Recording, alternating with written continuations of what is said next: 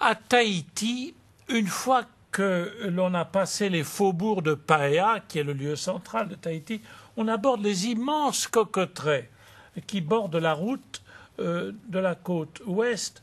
On passe le musée Gauguin. Vous savez qu'il y a le souvenir de Gauguin aux îles Marquises, où il y a encore aux îles Marquises des petits descendants de Gauguin. Donc il y a le musée Gauguin, et puis ensuite des petites églises catholiques, puis protestantes, ou bien d'une secte quelconque. Et on poursuit. De temps en temps, la route est comme à l'image de notre vie. Elle est ensoleillée, charmante, belle, sublime. Et puis, de temps en temps, elle est brumeuse, délaissée, à l'abandon. Cette route, je l'ai suivie. Et j'intitule notre parabole « Le rat et le cocotier ». C'est deux choses. On se dit, mais qu'est-ce qu'un rat a à faire avec un cocotier? Vous allez voir. Je maintiens donc simplement ce titre, « Le rat et le cocotier ». Donc, pour rejoindre quelque chose de très bouleversant qui est tout à fait au bout, parce qu'on ne peut pas faire le tour de Tahiti. Au sud, il y a des volcans qui tombent dans la mer tellement droit qu'on n'a pas pu faire une route. Ce serait impossible. Donc, on est obligé de revenir sur ses pas. Le total de route de Tahiti, c'est pas grand, hein. Ça fait 163 kilomètres. Donc, pour rejoindre cette croix de Taotira, qui est un endroit sublime. C'est la marque qu'on a laissée de la toute première présence du christianisme à Tahiti. C'était des franciscains venus du Pérou, et puis ils n'ont pas pu rester. L'évangélisation la première fois n'a pas tout à fait bien prise, bien jouée, je ne sais pas comment dire, mais on tombe sur cette croix qui est bouleversante. Un socle en pierre avec deux dates. La date de la présence de ces franciscains, c'est comme perdu dans la végétation, à côté d'une station essence, la dernière qu'il y a au bout de l'île. Cette croix de pierre est donc le seul vestige de cette première évangélisation. Les cocotiers m'intriguent.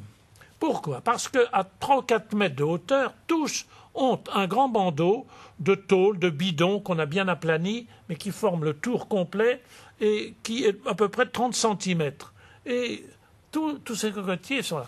Alors, j'interroge l'archevêque, mon compagnon, qui était avec moi à ce moment-là, et je lui dis, et il ne me répond pas. Il me dit simplement, savez-vous quel est le principal ennemi du cocotier? J'ai aucune idée. Alors je lui réponds, non, je ne vois vraiment pas. Il me dit tout simplement, c'est le rat. Le rat grimpe le long du tronc, c'est facile pour lui. Il fait un petit trou près du pédoncule de la noix de coco, il boit le lait de la noix de coco, il grignote un peu de la chair de la noix qui est à l'intérieur de la noix, et le pédoncule, alors qu'est-ce qui arrive? Le pédoncule se dessèche, la noix se dessèche, et elle tombe. Et de fait, on voyait un sol couvert de noix de coco tout le long. Alors, je me suis demandé quel était le rat dans notre vie. Qu'est-ce qui desséchait tout? Qu'est-ce qui faisait tomber même nos meilleures œuvres? C'est tout simple. Je me suis dit, j'ai qu'à écouter l'Évangile, j'ai qu'à écouter Jésus, j'ai qu'à écouter la vie des saints, de Mère Teresa à Saint Paul. Qu'est-ce qui fait tout dessécher? C'est l'orgueil. Mais l'orgueil est très subtil. Nous en parlons quand il s'agit des autres. Mais nous sommes terriblement et tragiquement aveugles. C'est normal. Pour pouvoir suivre le combat de la vie, il faut de l'ambition. Et l'ambition se transforme très vite en faux orgueil ou en vrai orgueil.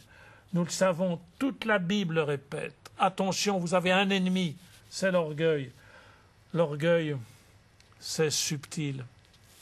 La satisfaction de soi, cela dessèche et tue tout.